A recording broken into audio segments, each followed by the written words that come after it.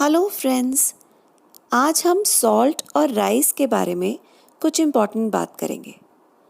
जब कभी भी आप घर पर राइस बनाते हैं तो जैसे अगर आपने 1 कटोरी राइस लिए तो क्या आप उसमें 1 कटोरी ही नमक डाल देते हैं? ऐसा नहीं होता ना। 1 कटोरी राइस के लिए हमारे लिए 1 चम्मच ही नमक बहुत होता है।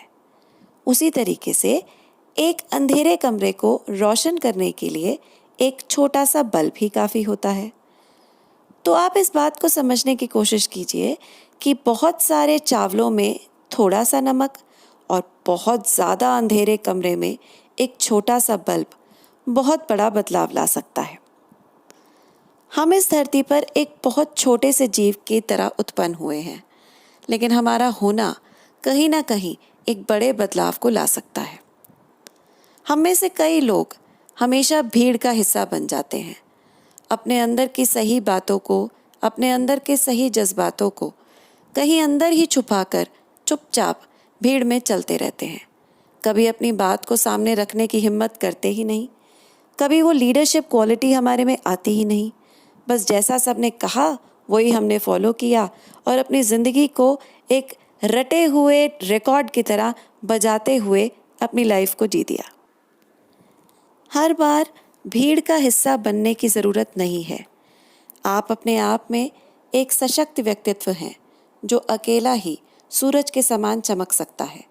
अपने आप को कम समझना बंद करें। वो भीड़ में खड़े लोग चावल के दानों की तरह हैं और आप 1 चम्मच नमक जो उन चावलों में डलते ही उनके स्वाद को 4 गुना बढ़ा देगा।